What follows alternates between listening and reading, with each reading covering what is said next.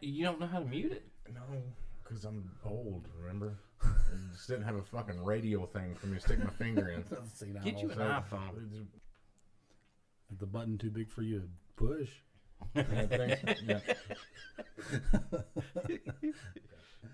Welcome back, guys. We just finished the last episode of Falcon and Winter Soldier. No less than 3 minutes ago. We haven't discussed it yet on the way back here to record, so you're going to get our raw first impressions. Remember to like, subscribe, and comment down below. Well, you're loud. Hit the notification button. Yeah, you don't have to yell at them. Yeah, for real. Just ask nicely. Just dive on in. Like, how do you think about, or what do you think about like the beginning of it? Like, Walker and his initial jump in. Because we kind of see him. I called the whole Walker in though.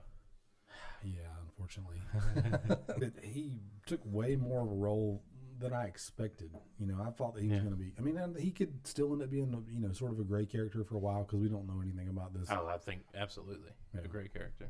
But it seems like it almost seems like it's like Agents of S.H.I.E.L.D.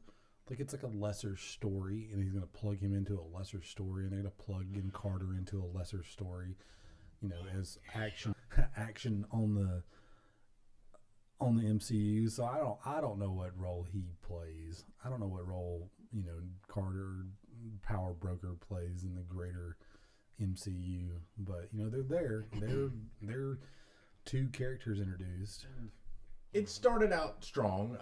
The Captain Falcon reveal was pretty awesome. I thought it would have been teased into a little bit more, other than him just flying in the outfit and whooping ass. Not even like the weird, like the intro is not even teased. It's just like him flying. So it's like, oh, okay, he's gonna have, because there's no way he's not gonna be Cap. Well, coming into it, so what we see is like, is he gonna fly or is he gonna be more traditional Cap? Is he gonna have a hard suit versus a Gore-Tex suit? Like, those are really the only questions. I mean, so just kind of, that was real punchy. I like that. And Falcon's bam, he shows up in the outfit. Nothing special about the outfit. I mean, it looked cool. I know it's comic, I guess, oriented. That's his that's his Captain America outfit from the comics. I like that.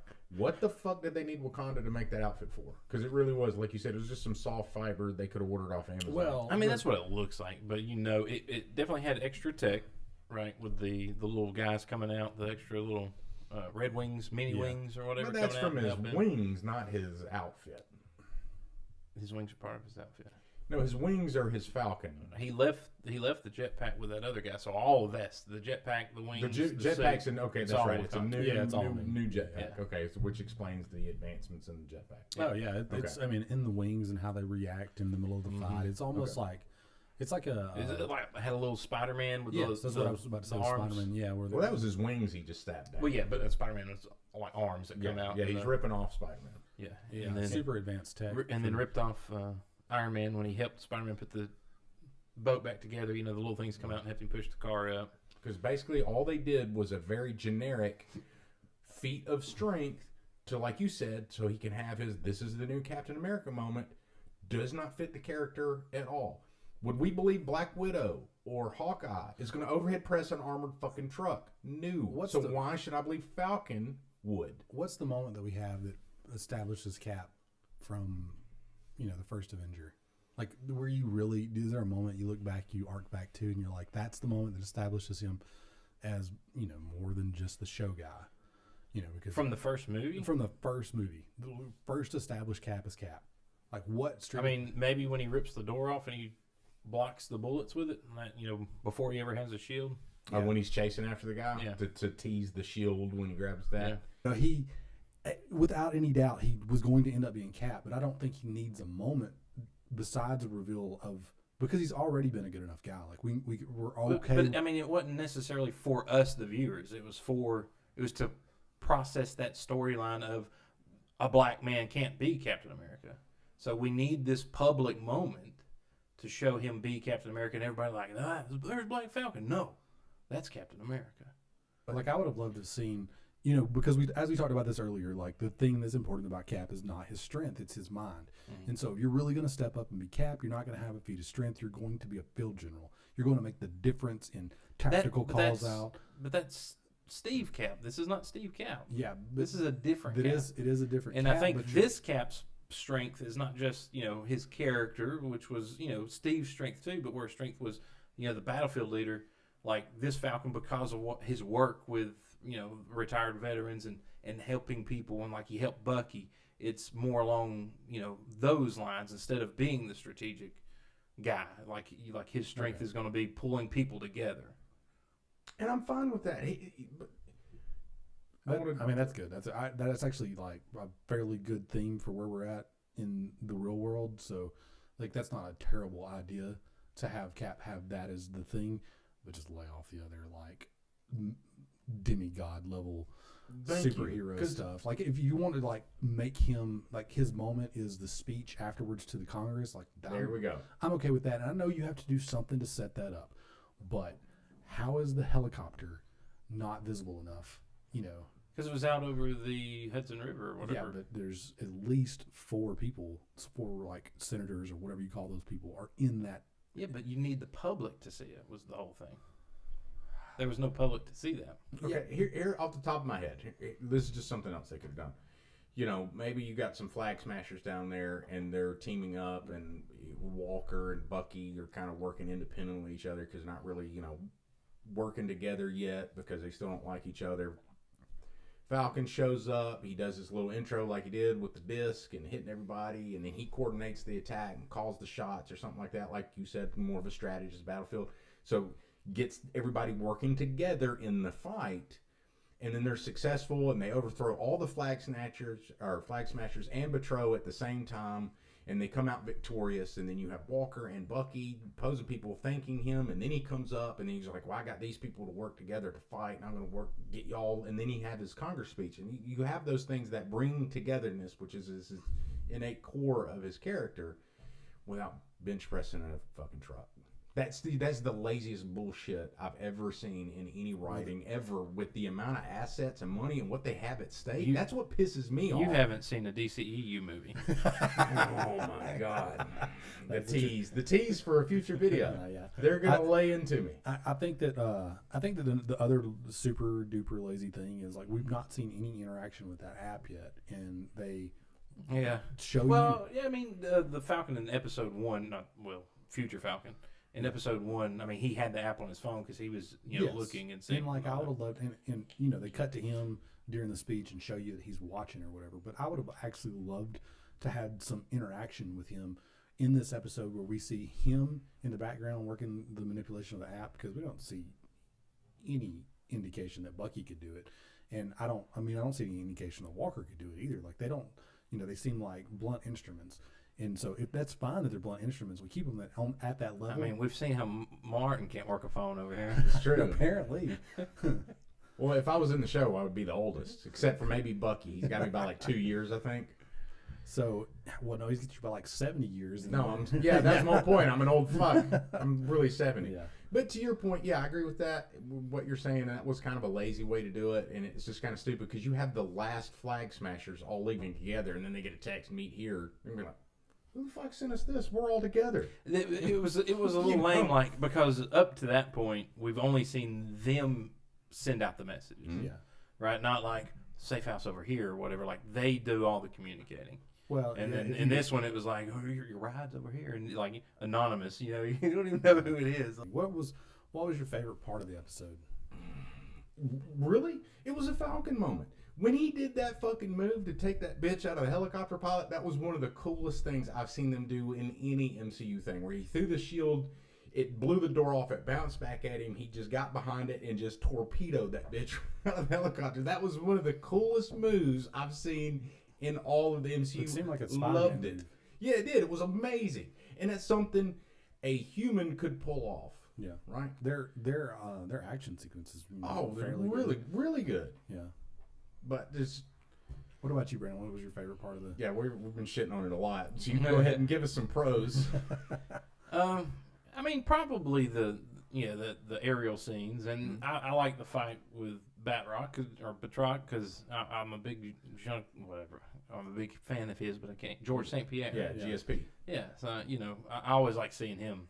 In every scene he's been in. Is he dead? They No. kill him? Oh, I thought you meant in real life. No, not in I real was like, life. He died immediately after Yeah. filming. No, he was on Rogan like 2 months ago. Or Yeah. 2 weeks ago. Dude, he looks swole as fuck, but he ain't that big in real life. he got back into fighting. He I know, but he's he's like a middleweight. He's like 165, 170 Oh, pounds. he got bigger than that. No, he's like 165. Yeah, he's not that And big. when he come back, he moved up a whole weight class. So- Did he not? So he's $180.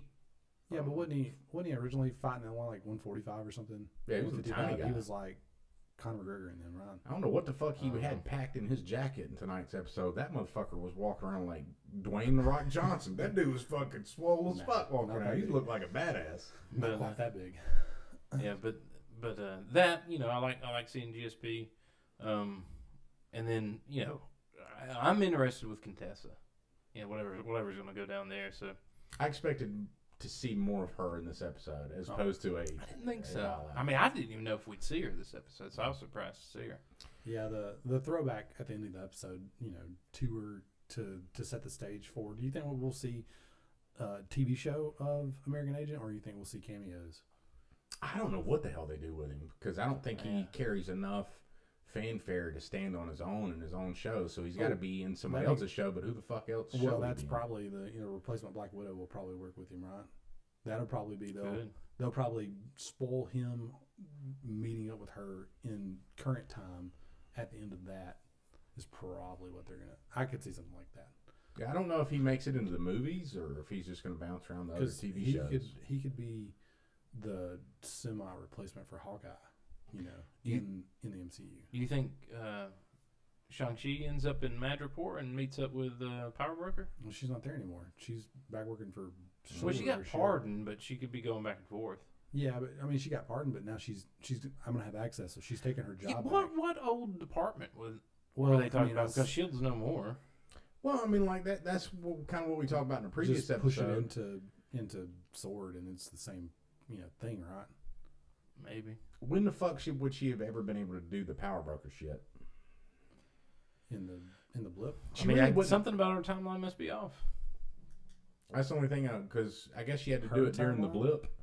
The timeline that we set up, because we said she couldn't be the Power Broker because We could. Zemo knew the Power Broker, and Zemo had been in jail since before the blip, or he didn't know who the Power Broker was, but he knew of the Power Broker. Yeah, but So she had to have been the Power Broker before the blip because Zemo knew of the Power Broker. well, that That's means what we that talked puts about, her. right? Or that there was a Power Broker, maybe she just took over. Well, that means that puts her all the way back to when the original, like Winter Soldier. That puts her being, and she In the shows. process of being the Yeah. Power Broker back when she was just spying on Captain Rogers when Yeah, she Now was we pretending to be his neighbor doing her laundry, which doesn't make any sense. Retcon that hard for me. Yeah. At this point, it's hard to believe if she's not working with somebody like maybe Cat, and that's the actual Power Broker, but she's the face of it. Well, we for watched Carly. we watched Winter Soldier. No one watched Winter Soldier a while back, so we watched it a week or so ago, and there was a scene where after Cap first finds out, they shoot Nick in his apartment or whatever, and she runs in and explains who she is, and then he goes to the Triskelion to meet with Rutherford, whatever his name is. Yeah. She's there talking to him when Cap walks up. So, I mean, she could have just been reporting to him, but, he was Hydra the whole time. So, maybe that little scene is the groundwork for her really being a triple agent or Yeah, whatever. but the then whole time. she rebels against Hydra Yeah. when they. I mean, the best triple agents know which way the wind's blowing. I just have a hard time buying I mean, that she she's does- a flip-floppy. She's been a bad guy her whole life. It just- Something else happened, obviously, during the blip because Carly says, what did she say to her? Like, how they hurt you or whatever. Yeah. But I think they just do that with that, making her excommunicated because she goes on Cap's side, and they never fix that. And I don't understand how they don't fix that. especially after Endgame. Well, no one ever really got a pardon. Because they escaped from the raft and then went in on the run. Yeah. And then the snap happened, so no one really ever got pardoned. But do you think that they're really chasing Cap down in that gap, or they're just like, he's out there and it's okay? Well, Cap wasn't, because Cap was at the damn crime meetings at the beginning of Endgame, so it's not like they were hunting down the people that chose Cap's side, because he was fucking with those other dudes talking about how they're so no one was hunting them down. At that point, Black Widow's in control. When they walk in at the beginning But Sharon of would have Endgame, been able to come back. when they walk in at the beginning of Endgame, Rhodey hangs up on Ross. He's like, that's treason, because he wanted them arrested. When they walked in. So one of your complaints earlier in the series was about Isaiah and like, would he get some sort of redemption? Do you feel like he was redeemed, or do you still disagree with his character? I don't disagree with his character, and I don't disagree with Falcon and his relationship and how Falcon wanted to, I guess, save him from his anger. I like that. It came full circle. I'm okay with that. I like to see that character got his love back, not necessarily maybe for his country. I'm not going to put those words in his mouth, but when he's hugging Falcon and he was crying and he felt redeemed and welcomed and loved and not ostracized, I just think originally that could have been done better. Like I talked about with some of my friends, because I'm older than fuck, some of my friends' dads served in Vietnam. And every single one of them that I knew had tremendous hardships. Some of them left behind, much like Isaiah. Screwed over. Saw friends get screwed over, left behind. They hated their government but loved their country, because they separate the two. And that's the problem I think I have with a lot of the narrative of today, is that your country and your government are the same thing. And you can hate your government. They are if you vote that way. Yeah. But you can hate your government and love your country. And you don't have to love your country to love your government. You don't have to love your government and hate your country. I mean, they're separate. And just Isaiah's blind hatred of his country because of what some dirty, rotten assholes did for the government, I just thought was a bad message. It's not a helpful message, in my opinion. Especially when we always talk about unity. That wasn't a very unifying message, because I think people, especially younger people that are very angry, need to understand that your country and your government, and you don't have to hate the same part of the government. A lot of these people that are angry about police brutality and stuff like that, well, that's government. That's a part of government. Police and police brutality and police overreach. And I agree with all that shit. Give us our Fourth Amendment right back. I don't want these motherfuckers to be able to come to my house, no knock warrants and all that bullshit. Fuck off. I got a constitution. I'm on their side on that kind of shit. But you don't have to hate your country to hate police brutality. But they want to lump them both together, much like Isaiah did. And I think that the way they wrote that story kind of reinforces that you can hate, that they're not separate, and you can hate them both because they are the same thing. And I just thought that was not a helpful message to send, but I was glad to see Isaiah get his love back for whatever it might have been. It might have been his love just for Falcon. That's fine. That was a heartfelt moment. I mean, the dude's yoked as fuck. He just picked up that tree like it was nothing. I was very jealous of that. I hope I'm that strong when I'm that old. That dude's keeping it together. Well, he's a super soldier, so yeah. And his character's in the museum and recognized, and I hope that he can love his country but still be fearful of his government. Because despite what Isaiah says, he was kept because of the serum and no other reason. But I know you put it to the point where he could perceive that was the reason. But my point is that our government is just dirty, rotten bastards, and it didn't matter if he was the most blonde-haired, blue-eyed person on the planet. If he had the sauce in him, that motherfucker going to jail, and they're going to cut him open and do experiments on him. They're not going to be like, you know what? Well, You're very Adonis-looking. We're not going to capture you. We're just going to let you go live your life, even though you have multi-billion-dollar tech that will let us rule the world. We're not going to do anything to you because of the color of your hair. You do have to back it up. Cap did the exact same thing. Right, Sharon talks about it when, she eulogizes Cap.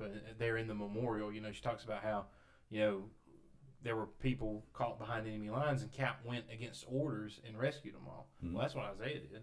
Mm-hmm. What did they do with Cap? They kept sending him on missions. They strapped the shield to his back and gave him the uniform. Isaiah, they locked away. Well, see, Isaiah came back home and then went back out. They were in the United States was in the fight of its life, both in the real World War II and in the MCU World War II. What were they going to do to Cap? He was already there fighting. They World can't. War One. Or no, it was World War Those II. two Nazis. Yeah, it was World War II. Was it? Hmm? I thought it was in like 1914. Mm-mm. Okay. Yeah, they had jeeps and motorcycles and shit, and flying Yeah, planes. engine planes with Yeah, they have planes. like blue jet rocket shit. So it was World War II. So what Cap? Okay, this is my point. Cap didn't get reprimanded because he never left from behind enemy lines. He did that. He went against orders. He saved his dudes, and the conflict never stopped for him to come home. Isaiah, what I gather from his stories, he went and did missions and came back home. Did missions and came back home. You know, so there was a lull in conflict where they take this motherfucker. My point is that let's say Cap never gets caught in the ice and he comes back home. I mean, I think the main difference is the Cap doesn't start out as Cap when he's doing those missions. He starts out as the face of the bond movement, and because he's the face of the war bond movement, he is too notable to lock away. You know, if he's out there and people want to know what's going on with Cap, how is he? You know, and then when he actually starts doing heroic stuff, Yeah, because I mean, even now everybody still wants to know what's up with him. Like, is he on the moon? Yeah. So that's the thing. It has way more to do with how they allowed his introduction to the world to be, and then with Isaiah, they don't allow him to be introduced to the world. He doesn't have any notoriety. He's a secret project, and so you can put him underneath the rug and no one notices, which is what they did. Yeah. And my point is that even with Steve Rogers' notoriety, if he comes back home, there's going to be a wing of Hydra that wants that serum, and they'll do, a little false flag mission. Oh, Captain America, he was in a terrible training accident because we hear these stories all the time. Oh, it was a terrible training accident. Captain America is dead, and you know what? He's locked in 60 floors underground with fucking Hydra agents that have penetrated the United States government, which is probably who the fuck did that to Isaiah. Wasn't even the good guys. It was probably fucking because Hydra's been embedded in our government since World War II anyway. Yeah. So it wasn't even us that did it. But they would have done it to Steve Rogers, and he was the most fucking blue-eyed, blonde-haired motherfucker that's ever lived. Chris Evans is damn cut right out of marble, and it's a weak story point for sure. it is, and it's an unhelpful story point. And anybody that had the sauce is getting locked up and cut up on. Period. It's helpful in the way that Sam, the new Cap, sees it as an issue or a problem, and decides to move on despite it. That's how it's useful, because the reality is in this or any universe, like, everybody's got to stand up and do their part, and we need everybody to stand up and do your part, and you can help the world be a better place by just doing your part. And so we need somebody to fill Cap's role. We need Sam to stand up and not pick up trucks, but to be exactly to be good, and and to give us somebody to rally around, because at this point we have nobody to rally around. And like, if you're making him the focal point of the Earth team or the Avengers team from this point forward, we need him to be a good person. We need him to see problems, because we don't need him to be like hidden behind the fear of like pissing people off or pushing people away, because it could be potentially a little bit of wokeness. What we need is him to address the things and then be like, okay, well, that sucks, but I got a job to do. That sucks. I'm going to try to make it better. And I think they do a pretty good job of doing that. I really like Sam Wilson's character, especially how he interacts and how he navigates the gaps, so to speak, as far as bridging people together and being optimistic. I think he's overall a great character. More fleshed out in that way than Cap was, for sure. Like, Cap was a unifying image, and he was a great tactician, but he was not fleshed out in a way that you would have believed that he would have been able to have these conversations on any level. Yeah, it's like Sam's more of a peacemaker, whereas Cap necessarily wasn't, because he was bumping heads with Tony all the time. And Falcon is a lot less stubborn than Steve, which caused a lot of problems. Now, you could say Steve was always right in a sense, but he was, like you said, he'd butt heads. He wasn't afraid to be stubborn when you see Falcon is a bit of a negotiator, like a bringer together, a unifier, and I like that. And that's different. That's a way to have an almost equal level of nobility as Cap, without just replicating Steve Rogers, but with a different name. So yeah, we'll see how that plays out in the future. Because is he going to be a strong-willed person that demands that you stand, at a line and don't cross it, or is he going to find a way to fudge that? Oh, he's going to fudge it because he already fudged it with that chick, Carrie or Carol or Carly. Not. I mean, Yeah, he's going to turn the other cheek. yeah.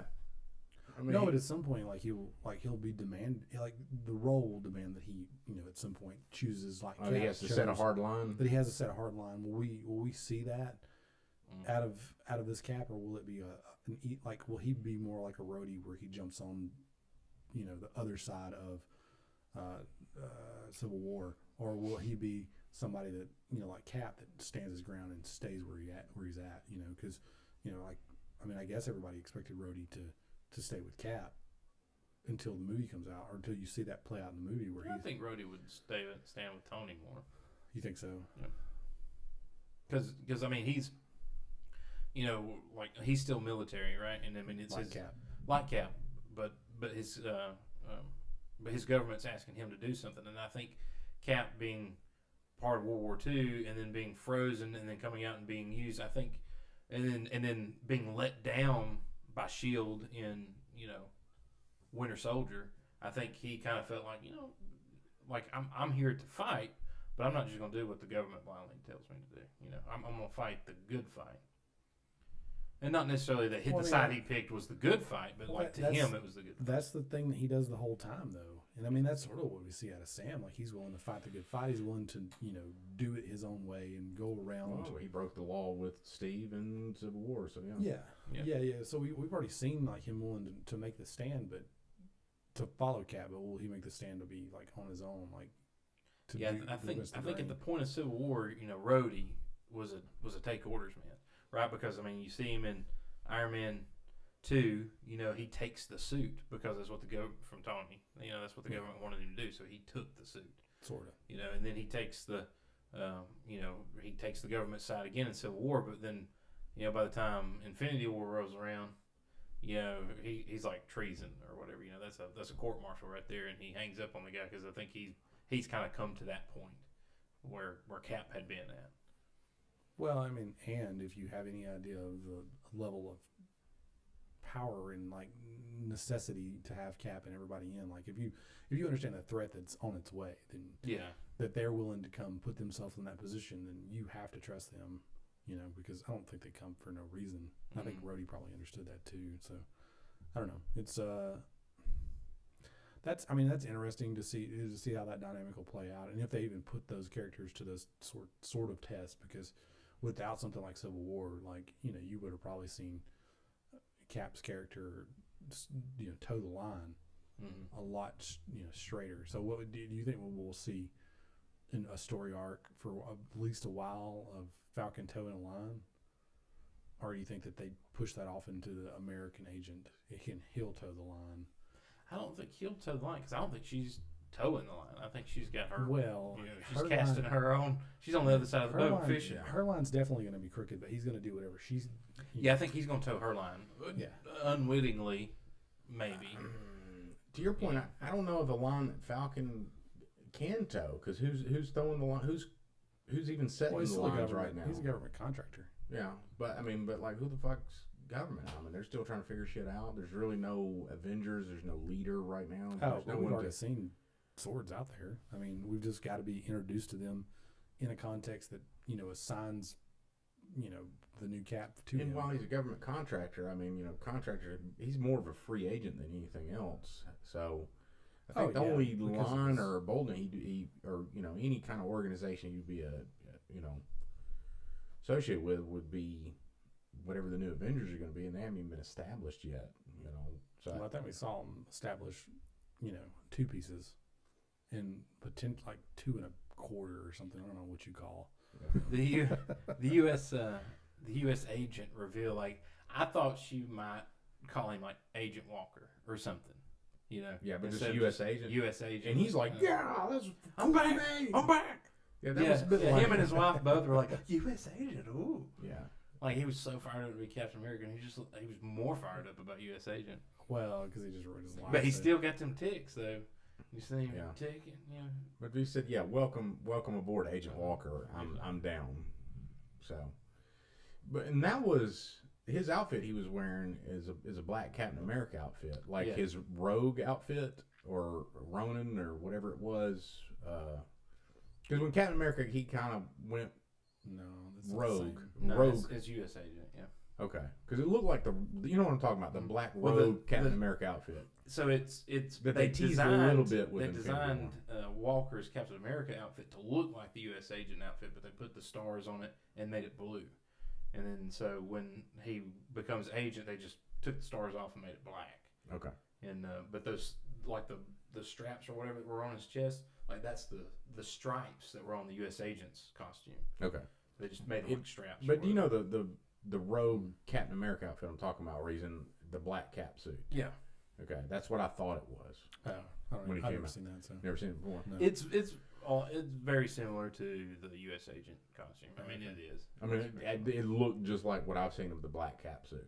Where you've probably seen more U.S. agent costume though. What? Black. Did road anything cap seem weird about the around. helmet? Because they pointed out something about the helmet when he comes out. He did either one of y'all notice? Because the wife says, it's like, what's taking you forever? And he's like, it's probably the helmet. Yeah. Like, did you see anything about the helmet that stood out? No. Mm-hmm. It kind of looked like the old helmet. It did. It looked like the first helmet when he walked out his cap, which doesn't accentuate his face. No. You ever seen somebody smile with no teeth, and their fucking face just closes up like a Muppet? That's what he looks like in his cap. But when you take the helmet off, dude looks good, But you put that helmet on him, he looks like a Muppet. Man crush. Nah. I think he'd be a great Wolverine. I think he's got the jawline for it, and the attitude, and the sneer. You just roid him up a bit, he'd be a great Wolverine. But he's Walker now, so that's fine. I like Wyatt Russell. Good job. Thanks for coming along, guys. I hope you enjoyed the video. Please like and subscribe. That was kind of formal.